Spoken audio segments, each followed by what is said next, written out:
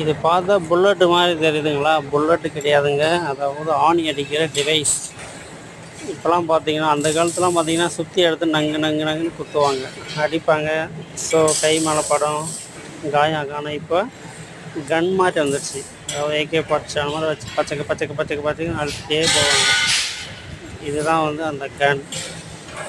இதில் இந்த ரோலர் வந்து ஃபிக்ஸ் பண்ணிட்டாங்கன்னா கட்ட கட்ட கடன்னு அடிச்சுட்டு போயிட்டே இருக்கும்.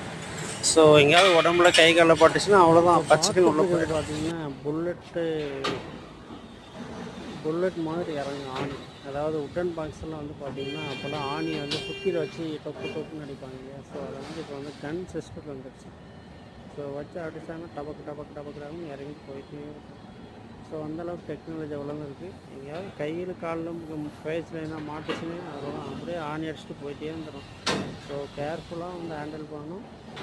இதை வந்து புல்லட் சிஸ்டம்னு சொல்லுவாங்க. ஸோ அந்தளவுக்கு வந்து ரொம்ப எஃபெக்டிவான ஒரு சிஸ்டமேட்டிக்னு சொல்லலாம்.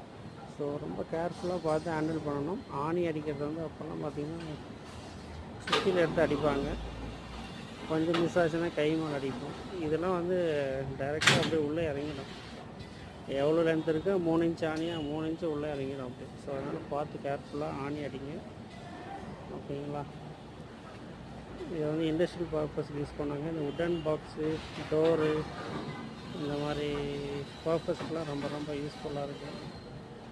ஸோ அதனால் கேர்ஃபுல்லாக ஹேண்டில் பண்ணுங்கள், ஓகேங்களா? Thank you boys.